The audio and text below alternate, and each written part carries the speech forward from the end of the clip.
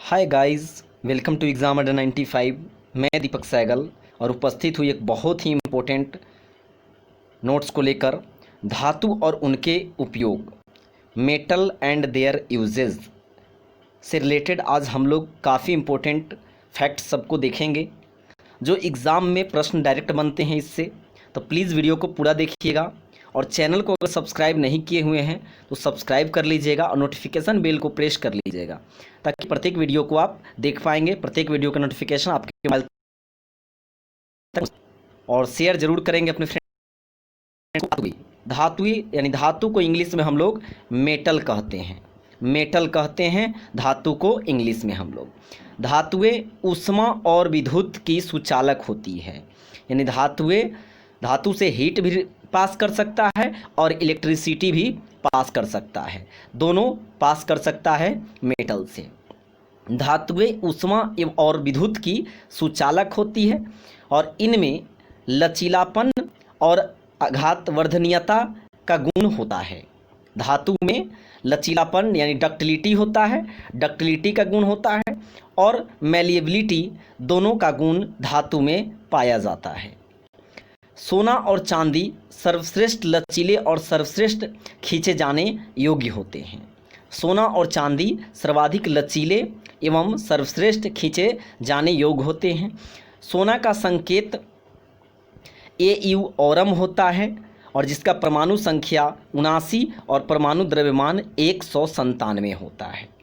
और Au हम लोग सोना को बोलते हैं, इसका पूरा फुल फॉर्म होता है औरम होता है, यानी सोना को हम लोग लैटिन में औरम कहते हैं और सिंबल क्या होता है, Au होता है। चांदी को हम लोग अर्जेंटम बोलते हैं और इसका सिंबल होता है Ag होता है, और इसका परमाणु संख्या 47 होता है और परमाणु द्रव्यमान यानी एटॉमिक मास 108 होता है।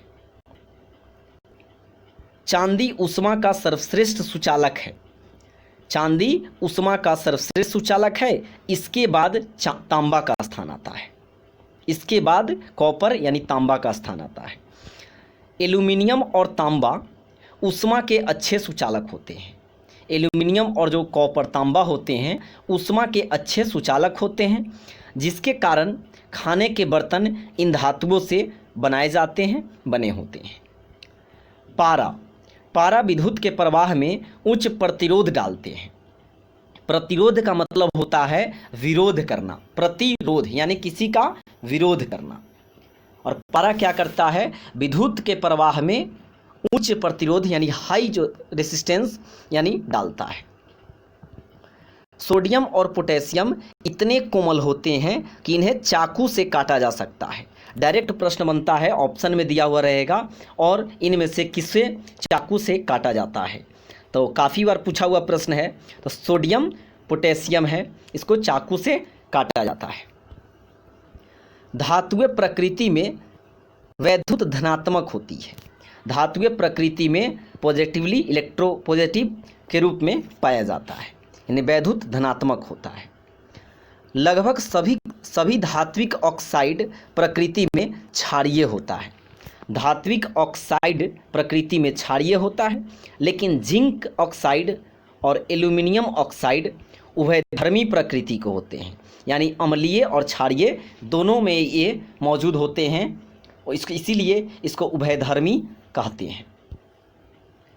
क्षारीय धातुएं एवं उनके यौगिक। प्रथम समूह की धातुएं यानी प्रथम ग्रुप में जो धातु है उसको क्षारीय धातु यानी अल्कली मेटल्स कहते हैं। क्षारीय धातु को इंग्लिश में अल्कली मेटल्स कहते हैं। और जो प्रथम समूह में है वो कौन कौन है उसको देख लेते हैं। Hydrogen, lithium, sodium, potassium, rubidium, caesium और फ्रांसियम, ये सभी अल्कली मेटल्स है यानी क्षारीय धातुएं हैं। प्रथम समूह में है, फर्स्ट ग्रुप में है। यह समूह तत्वों की आवर्त सारणी के एस ब्लॉक में स्थित है। पीरियोडिक टेबल में जब अध्ययन करेंगे तो पीटी में 4 ब्लॉक होते हैं। पूछा जाए ब्लॉक कितने प्रकार के होते हैं तो 4 प्रकार के होते हैं। वो कौन कौन है, तो एस-पी-डी-एफ 4 ब्लॉक होते हैं। तो जो अल्कली मेटानी फर्स्ट ग्रुप जो होता है वह एस ब्लॉक में स्थित होता है। क्योंकि सभी क्षारीय धातुओं के सबसे बाहरी इलेक्ट्रॉन्स एस कक्ष में ही पाया जाता है। लिथियम, सोडियम, पोटेशियम, रुबिडियम और सीजियम सभी क्षारीय धातु हैं। हवा से क्रिया को बचाने के लिए इन धातुओं को केरोसिन अथवा द्रव पैराफिन में डुबो कर रखते हैं कि यानी हवा में आते ही ये सभी जो मेटल है, धातुएं हैं, रिएक्ट कर जाते हैं, अभिक्रिया करने लगते हैं। इसीलिए इसको केरोसिन तथा द्रव पैराफिन में डुबा कर रखते हैं। सोडियम क्लोराइड, जिसको हम लोग NaCl कहते हैं, खाने वाले नमक है सोडियम क्लोराइड। यानी NaCl का मतलब हो गया सोडियम क्लोराइड NaCl, जो साधारण नमक का सूत्र है। साधारण नमक भी हम लोग इसको कहते हैं। सामान्य रूप से खाने वाला नमक कहते हैं इसको। सोडियम हाइड्रोक्साइड और क्लोरीन गैस के निर्माण में इसका प्रयोग किया जाता है। सोडियम हाइड्रोक्साइड का फॉर्मूला होता है NaOH, सोडियम हाइड्रोक्साइड का सूत्र होता है। इसी को हम लोग कास्टिक सोडा भी कहते हैं और क्लोरीन गैस के निर्माण में इसका प्रयोग किया जाता है। कास्टिक सोडा के निर्माण में शुरुआती पदार्थ के रूप में प्रयोग होता है। अगर चैनल को सब्सक्राइब नहीं किए हुए हैं तो प्लीज़ सब्सक्राइब कर दीजिएगा और नोटिफिकेशन बेल को प्रेस कर लीजिएगा। सड़क से बर्फ हटाने में उपयोग होता है इसका। आज के समय में इस कार्य के लिए CaCl2 और MgCl2 का उपयोग भी किया जाता है। सोडियम हाइड्रोक्साइड का सूत्र क्या है तो NaOH है। NaOH सोडियम हाइड्रोक्साइड का सूत्र है। इसका प्रयोग बॉक्साइट धातु के शुद्धिकरण में प्रयोग होता है। बॉक्साइट क्या है तो एल्यूमिनियम का अयस्क है। साबुन, रंजक और कृत्रिम उद्योग में भी इसका प्रयोग किया जाता है। सोडियम बाइकार्बोनेट, सोडियम बाइकार्बोनेट का सूत्र है NaHCO3। NaHCO3 सोडियम बाइकार्बोनेट का सूत्र है। इसे बेकिंग सोडा, खाने वाला सोडा, पकाने वाला सोडा भी कहा जाता है। बेकिंग सोडा का सूत्र है, सोडियम बाइकार्बोनेट का सूत्र है NaHCO3। यह रुई की धुलाई में भी उपयोग होता है। आग बुझाने के उपयोग भी आता है। सोडियम कार्बोनेट Na2CO3, इसे धोवन सोडा के नाम से भी जानते हैं, सोडियम कार्बोनेट को। और सोडियम कार्बोनेट का सूत्र है Na2CO3। कठोर जल को मृदु यानी सॉफ्ट करने में काम आता है इसका। कठोर जल को ये सॉफ्ट करने में भी यानी मृदु करने में भी काम आता है सोडियम कार्बोनेट। सोडियम कार्बोनेट और पोटेशियम कार्बोनेट के मिश्रण को संलयन मिश्रण कहते हैं। सोडियम सल्फेट, सोडियम सल्फेट इसे ग्लोबर साल्ट के रूप में हम लोग जानते हैं, ग्लोबर लवण भी कहते हैं। यह जुलाब के तौर पर प्रयोग होता है। सोडियम थायोसल्फेट, इसको हम लोग हाइपो के नाम से जानते हैं, हाइपो। सोडियम थायोसल्फेट इसको आमतौर पर हाइपो के रूप में जानते हैं और इसका प्रयोग फोटोग्राफी में फिक्सिंग एजेंट के रूप में होता है। डायरेक्ट प्रश्न बनता है कि फोटोग्राफी में फिक्सिंग एजेंट के रूप में जो प्रयोग करते हैं उस हाइपो का मतलब क्या होता है, तो सोडियम थायोसल्फेट होता है। पोटेशियम कार्बोनेट, पोटेशियम कार्बोनेट को मोती की राख कहते हैं। पोटेशियम हाइड्रोक्साइड, इसका सूत्र KOH होता है। इसको हम कास्टिक पोटास के रूप में भी जानते हैं, कास्टिक पोटास। इसे मृदु साबुन, सॉफ्ट सोप के रूप में भी हम लोग जानते हैं, सॉफ्ट सोप। इसका जलीय विलयन पोटास आई कहलाता है, पोटास आई। Potassium superoxide, space capsule, पनडुब्बी, सांस मास्क के उपयोग होता है क्योंकि यह कार्बन डाइऑक्साइड और कार्बन मोनोऑक्साइड हटाने में उपयोग होता है। क्षारीय मृदा धातुएं और उनके यौगिक। आवर्त सारणी में समूह 2 में यानी ग्रुप 2 में क्षारीय मृदा धातुओं के 6 तत्व होते हैं। वे कौन कौन से हैं तो इसको आप याद रख सकते हैं। एक ट्रिक है यहाँ पे, बेटा, मांगे, कार स्कूटर, कार स्कूटर, बाप राजी, यानी मंजूर हो गया, मिल गया कार स्कूटर। बेटा बीई, बीई से क्या हो जाएगा, बेरिलियम। मांगे एमजी, एमजी से हो जाएगा मैग्नीशियम। कार यानी सीए, सीए से हो जाएगा कैल्शियम। स्कूटर एसआर, एसआर से हो जाएगा स्ट्रोंशियम। और बाप बीए, बीए से हो जाएगा बेरियम। और राजी आरए, आरए से हो जाएगा रेडियम। तो इससे आपको याद हो जाएगा आवर्त सारणी के समूह 2 यानी ग्रुप 2 के एलिमेंट्स। इनके गुण समान होते हैं। ये सभी चमकीले चांदी के समान सफ़ेद, समान ताप और दाब पर कुछ हद तक क्रियाशील धातुएं हैं। MgOH के होल ट्वाइस को मिल्क ऑफ मैग्नीशिया कहते हैं और इसका प्रयोग एंटासीड के रूप में करते हैं, एंटासीड के रूप में। अभी बिहार दरोगा में पीटी में ये पूछा गया था प्रश्न इससे कि मिल्क ऑफ मैग्नीशिया का पीएच वैल्यू क्या होता है, तो 10.5 होता है। और सूत्र पूछा जाएगा अगर तो MgOH का होल ट्वाइस होता है, मिल्क ऑफ मैग्नीशिया का सूत्र। और इसका प्रयोग किस रूप में होता है, तो एंटासीड के रूप में होता है। कैल्शियम ऑक्साइड, कैल्शियम ऑक्साइड को क्विक लाइम कहते हैं, क्विक लाइम कहते हैं। लेकिन वही अगर क्विक सिल्वर किसे कहते हैं, तो क्विक सिल्वर पारा को कहते हैं, क्विक सिल्वर। लेकिन यहाँ पर क्विक लाइम है तो क्विक लाइम बोलते हैं कैल्शियम ऑक्साइड को। और इसका उपयोग कैल्शियम क्लोराइड, सीमेंट और ब्लीचिंग पाउडर के निर्माण में किया जाता है। कैल्शियम सल्फेट, कैल्शियम सल्फेट का सूत्र होता है CaSO4।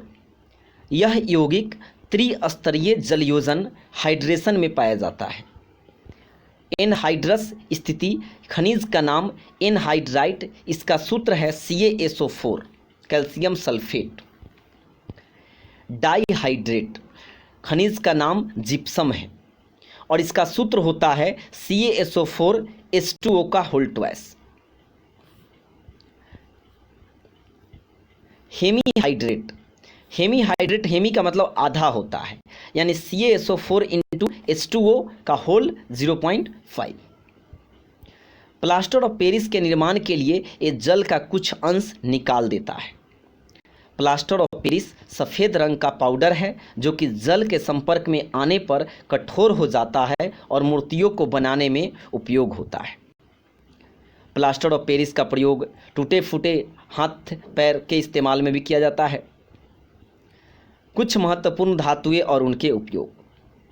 एल्यूमिनियम, एल्यूमिनियम का चीफ ओर्स यानी मुख्य अयस्क जो है बॉक्साइट है और यह भूपर्पटी में सबसे अधिक पाया जाने वाला तीसरा तत्व है। खाना बनाने के बर्तनों को बनाने में इसका प्रयोग होता है। एमोनल एल्यूमिनियम पाउडर और अमोनियम नाइट्रेट का मिश्रण है।